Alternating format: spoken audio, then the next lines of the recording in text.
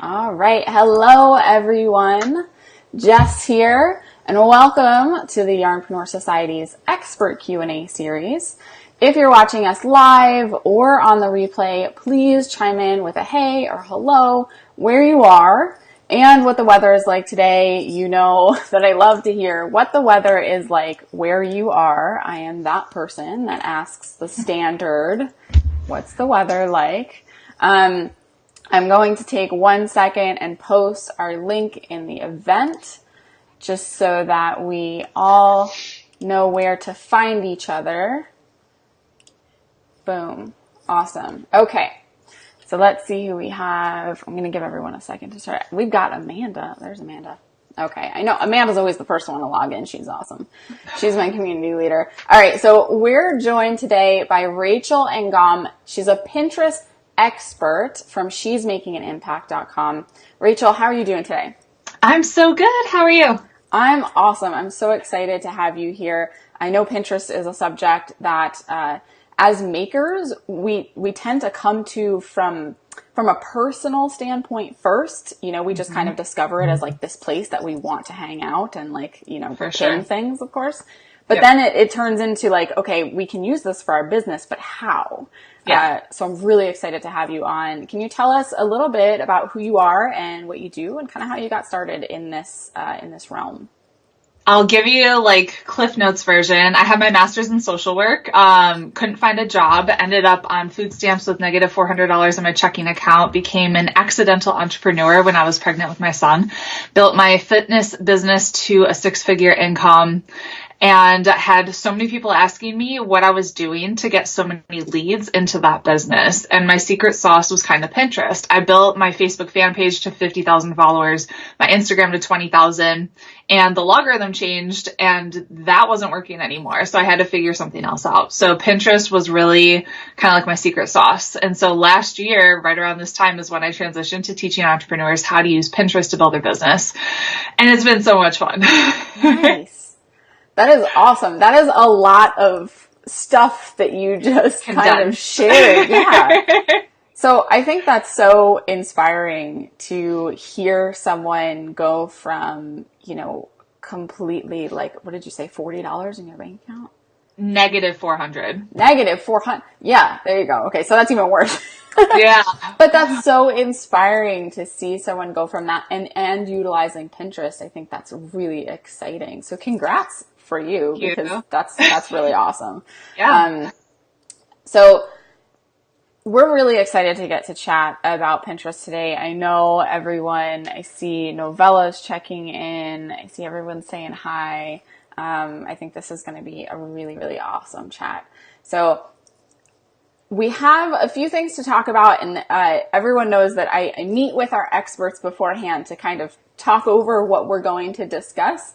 And I just want everyone to know that when I asked Rachel what we should be talking about today, she was like, bang, bam, bam. And she like knew exactly. She's like, this is what I want to talk about. And I was like, yes. Everything she said was fantastic. So I'm really excited to dive in. So first up, you want to talk about how Pinterest is a search engine. And I think this is something that I've echoed in the past. I don't consider myself a Pinterest expert at all. But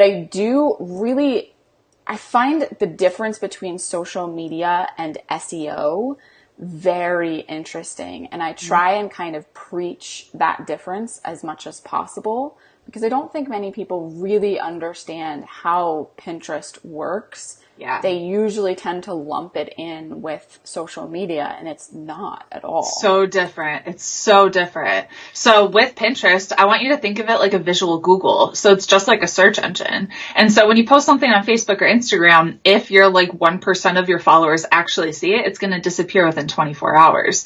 With Pinterest, you're gaining traction over time. So I have pins that are still driving traffic to my blog 3 to 5 years later, which is crazy. And it's because I understand search engine and I'm using the right keywords within my pin description, within my Pinterest bio, kind of all over the place. So when someone is searching for something, let's use the example intermittent fasting for women, because that's one of the main keywords that myself and some of my clients have dominated with. So if you search on Pinterest for intermittent fasting for women, my pin has shown up at the very top And I wrote that post probably close to 2 years ago. And it's also in the top searches for Google images too. So if you search on, so that's one of the cool things about Pinterest is you're going to show up on Pinterest, but also on Google. And so if you search intermittent fasting for women, you're going to see me and my client Megan. We're like dominating the top search on Pinterest and Google.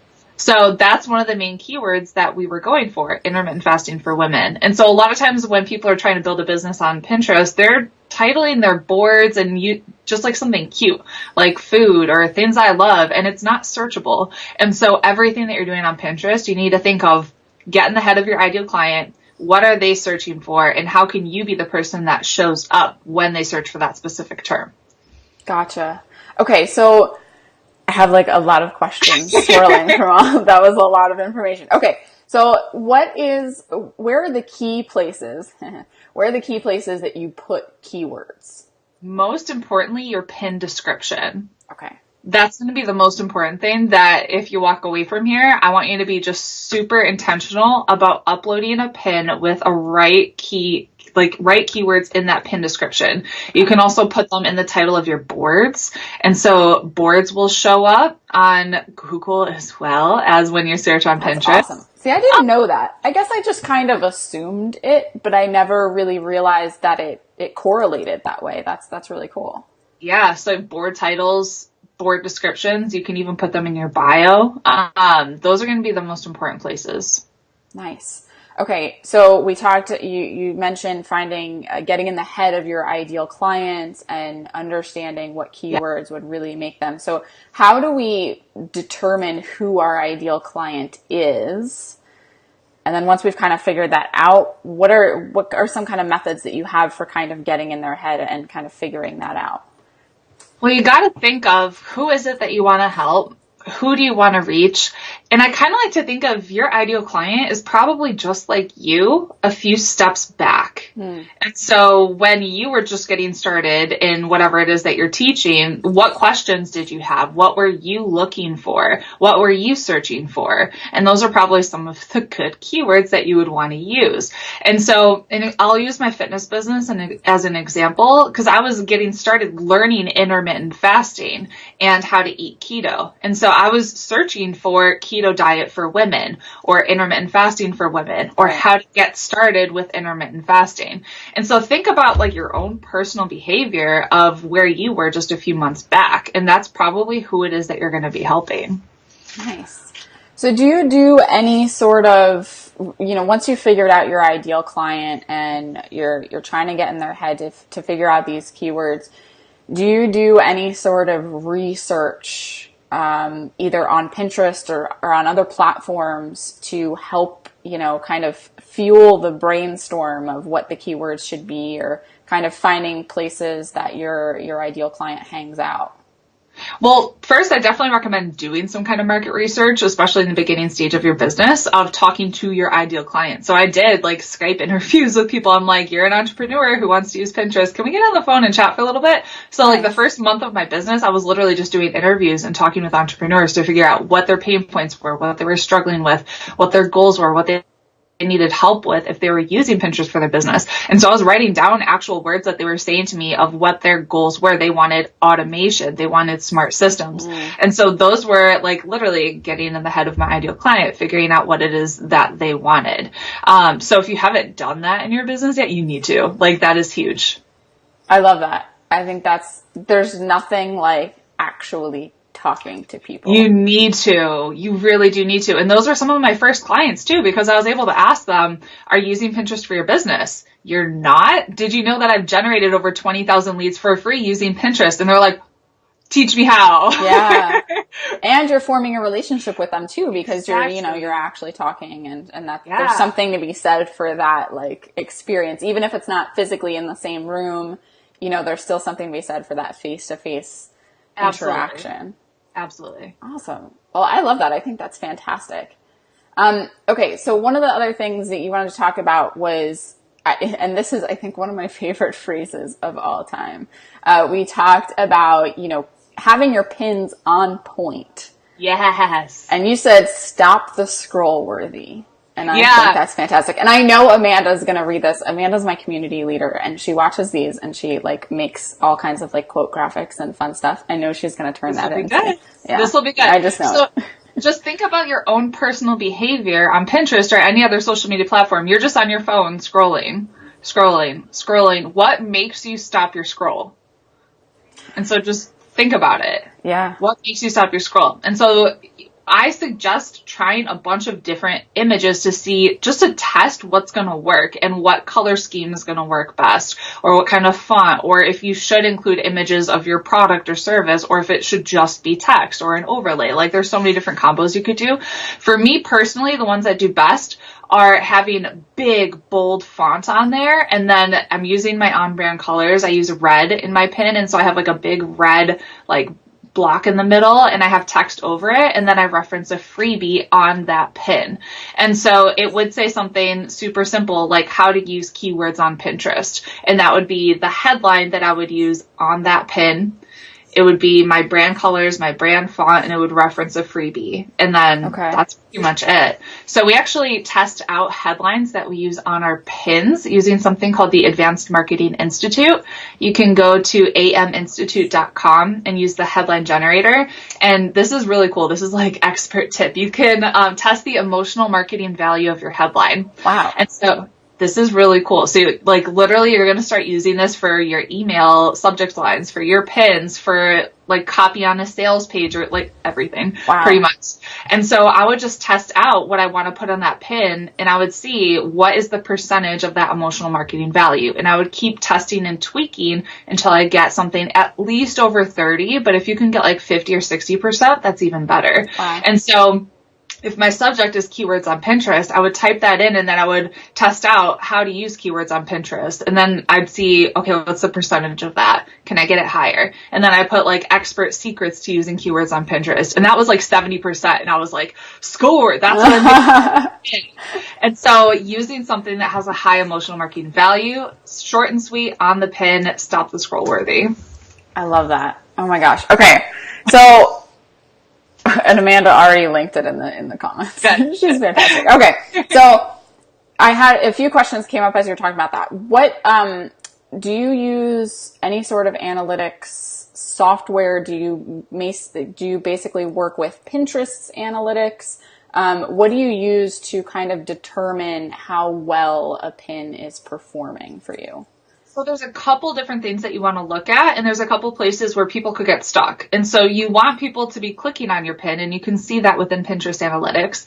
You want people to be repinning your pin. You can see that in Pinterest analytics, but you want people to be clicking through to your website, and you'll see that within Google Analytics too. And you can see what are the most popular pins, what are your most popular blog posts. Gotcha. And so a lot of times if people are getting people to click the pin, but not clicking through to their website, then there's a disconnect of maybe you're providing too much information on the pin, or maybe you're not providing a juicy enough description that's giving them a call to action to repin and click through to get a freebie or whatever it is. Yeah. So in that pin description, you want to use keywords, but you also want to give them, this is what you're going to learn on this website. This is why you need to click through. A reason to get from Pinterest to your blog.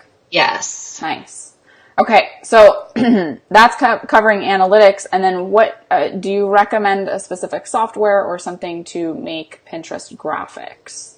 Canva. Canva is so easy. I like literally. Canva. Yeah, because once you have a kind of image that you know is working well and it's getting repins, duplicate it and then just change the headline and then duplicate it again. Like It's so easy. Awesome. Okay. So that was a lot of really, really great info. So we talked about the fact that Pinterest is a search engine. We talked about keywords. We talked about finding your ideal client, making sure your pins are on point. Next up, can we talk about having something specific for people to do when they go from your blog to Pinterest, and making sure that you're really capitalizing on the people who are moving to Pinterest? So it'd actually be from Pinterest to your blog. And so, yeah. I wrote it down wrong. So we want to make sure when people are coming from Pinterest to your blog, we want to make sure that everything is congruent and they're searching for something specific on Pinterest. So my example of keto diet for women, if they're searching for that and they find a pin about keto diet for women and they come to my blog and my blog is just a general lifestyle or general health and fitness, they're going to go back to Pinterest. They're searching for something that has to do with keto. And so what I did was my blog used to be general health and fitness, but I noticed through looking at my Google Analytics that my most popular blog posts were about keto and intermittent fasting. So I shifted my entire blog focus to just blogging about keto and intermittent fasting. Wow. I made a freebie that was my keto meal plan. So it was get my free keto meal plan or my free keto grocery list. And I started doing keto challenges. And then I created a keto ebook for sale.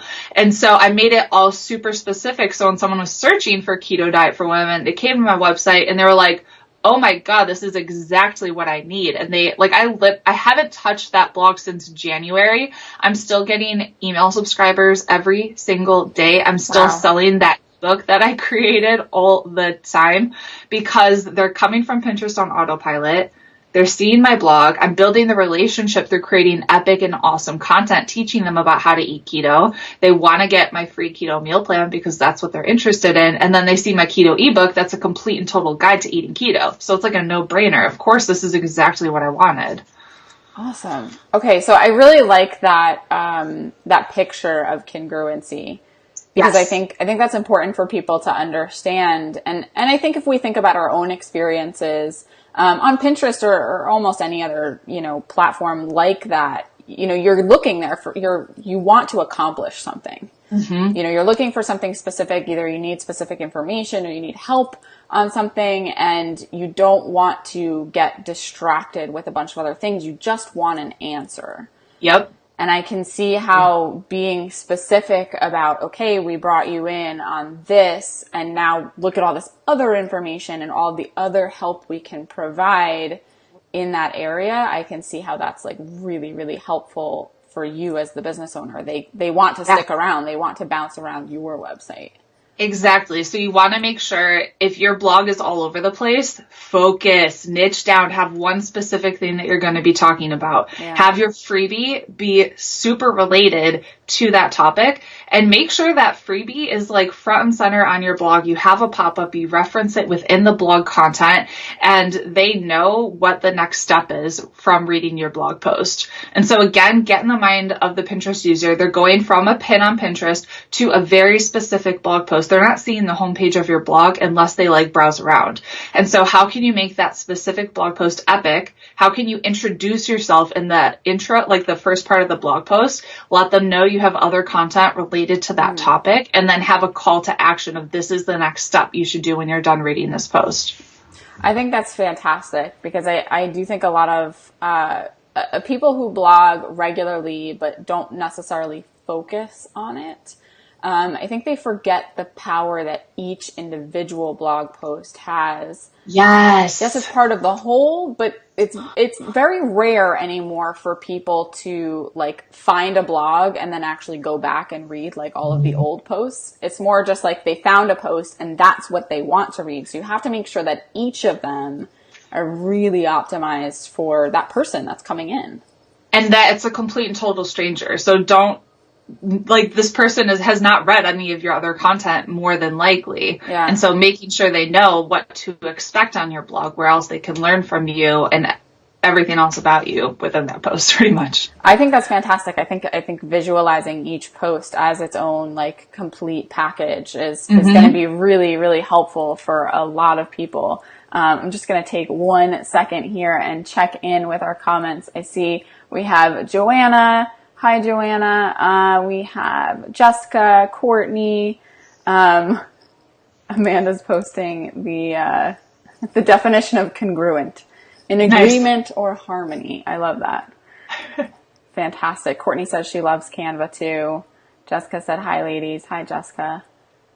Awesome. All right. Well, it looks like everyone's having a fantastic time. If you guys are watching and you have a question for Rachel, please post it in the comments. We're going to answer any questions after we're done chatting. So last up, we touched on this a little bit when you were talking about getting people from Pinterest to your blog. Getting them to your email list. Is that like the holy grail?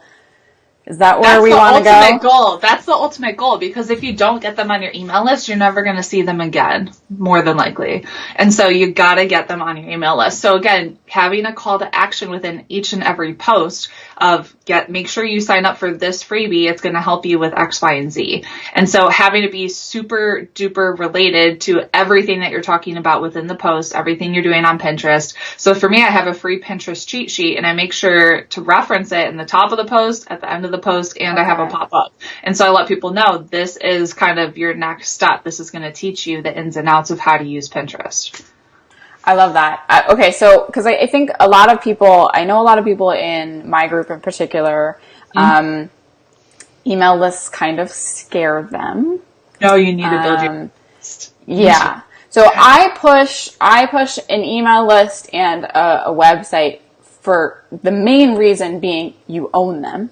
You own it. You don't, like, I've been in Facebook jail before, and like, you're screwed. Yeah, you're screwed. You can't build your business, and you can't build something that could disappear tomorrow. Like, they could shut down your account and you have nothing.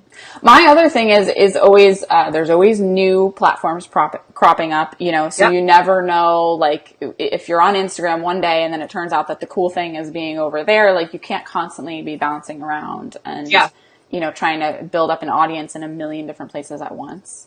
Yeah. The fact that you actually own an email list and your website, I think those are really, really big pluses for people in this industry, because while our customers, my Yarnpreneurs customers are very visual, they're very they love things like Instagram and they love things like Pinterest because, it's pretty pictures all day long.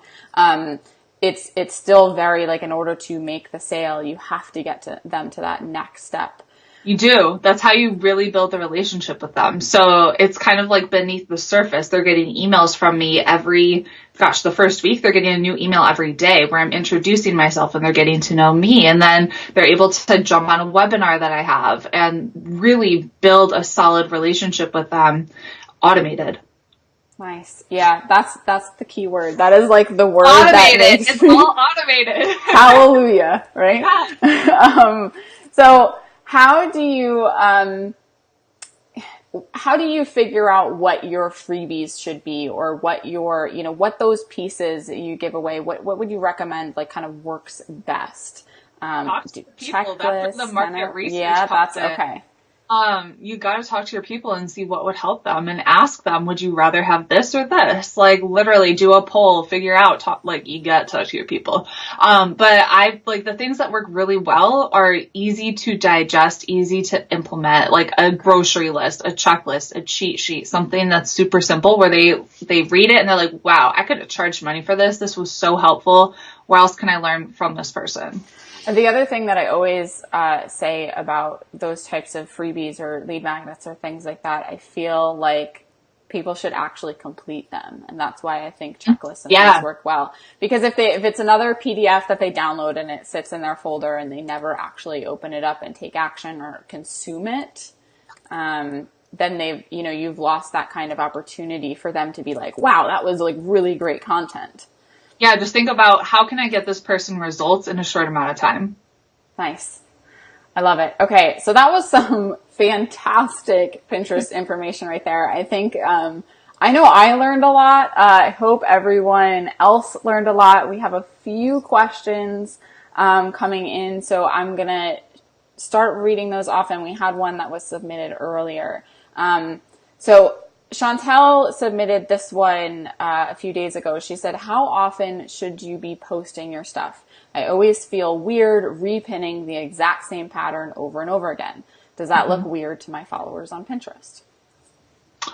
So I like to create multiple images per blog post, and that's going to give you more content. And you could use different headlines. You could use a different color, pattern or whatever within each pin. And then ideally you're creating content on a weekly basis. And so after a couple of months, you're going to have a lot of content to pull from. And in the beginning, you might not. So if you can pin 5 times per day, you can schedule it out with Tailwind. So you're not I'm never on Pinterest, which is so funny. I'm if you Never. use a service, because I know that Tailwind. Okay. Tailwind is awesome. And this is stuff that you can outsource. So I have a member on our team that's in the Philippines that takes care of everything, like repinning, uploading pins, That's the way to go. all of it. So if you're going to pin, start with 5 times per day, schedule it out. I have one of my clients scheduled out a quarter, literally a quarter worth of pins. Yeah. So he's set. And I think he's doing 20 per day or something. He's a machine. He's crazy. That has to feel good though. I know. He's like, yeah, now I don't have to touch it for months. But if you're going to do 5 per day, which is what I recommend you start with, because it's an easy goal that you can realistically do, then one of those should be yours. And if once you have more content, then 2 should be yours, then 3, then you can all of them be yours if you want. Because you're creating content every single week, you're creating multiple images per blog post, then you're going to have a ton of content to pull from in a couple months' time. I love that. I think that's really cool to go from, to give people a plan to trickle theirs in. Yeah. So you're pinning the same amount, but eventually, it'll be taken over by all of your own stuff, which is fantastic. So if I tell people you have to pin 30 times per day, they're going to be like, what? And then they're going to be like, I don't have that much content. So you have to keep it super simple. Yeah. Keep it simple. So do you ever recommend that anyone gets up to 30 a day, or is if you have that much content and you can schedule it out and you have someone that does that for you? Yeah. Nice. Cool. Novella says, thank you very much for this. I had no idea how to use Pinterest. So that is awesome. Courtney has a question. How many times would you send an email per month?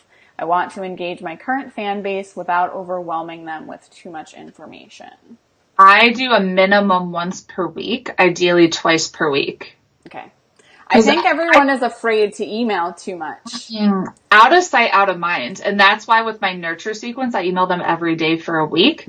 Because if I email them their freebie and then they don't hear from me for another week, they're going to forget who the hell I am. And they're never going to open up the next email. And so you want to stay in contact with them. And don't think of them as email subscribers. Think of them as your business BFFs, people that you want to help and you want to reach out to.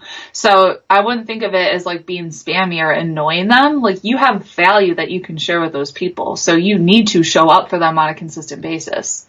Yeah. I think people think about, who they are, and they're like, I hate getting emails and I don't want to be that person. I don't want people to be annoyed by me sending emails. But I love that perspective of thinking of them as your BFFs. Hey, I want to help you too. And I think that can totally really change how you think about the people that you email. Totally. If you go into it with good intentions, think about you. I'm sure you have somebody that you like getting their emails and you read them. Yeah. And so how can you be that person? How can you be relatable and add value on a consistent basis? That's what you want to do. I love that. So that is one of the things that I think about a lot when I think about my newsletters and the things that I send out to my email subscribers. I try to copy the 2 people actually that I really love getting emails from. It was Gabby Bernstein and the OmStars Network, and they're very mindful companies.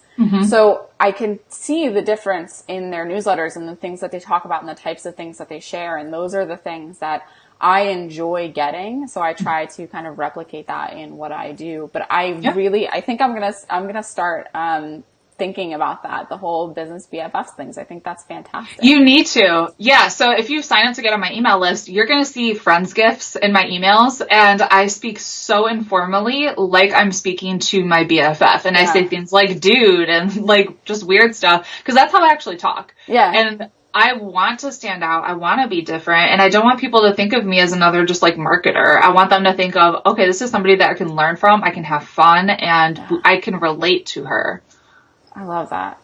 Because we talk about, we have in our membership in the Academy, we have an entire course on branding. And we talk about, being yourself and how to stand out, because you have to be yourself and you have to be authentic. And I think that's so important. Wow. Okay. Let me check in. Let me see if anyone else. We have Amanda said, I smell working with Pinterest in my future. Yes. That's what we want. That is exactly what we want. All right. So I don't see any other questions coming through. But I know if you guys have questions, Rachel's going to share. Where can we stay in contact with you? Well, my blog is shesmakinganimpact.com. I have the She's Making an Impact podcast. We put out new episodes every week. And then if you want my free Pinterest cheat sheet, just go to pinwithrachel.com. Nice. Awesome. Well, thank you so much for being here and sharing all of your expertise. We really appreciate it. Thanks for having me. Awesome. All right. So thank you, audience, so much for joining us. Stay tuned for more expert Q&As. Make sure you RSVP to upcoming events to get notified. Coming up in, I want to say September, we have Sarah from Knit a Bit of Whimsy. So keep an eye out for her, and I'll see you guys next time. Bye, everyone.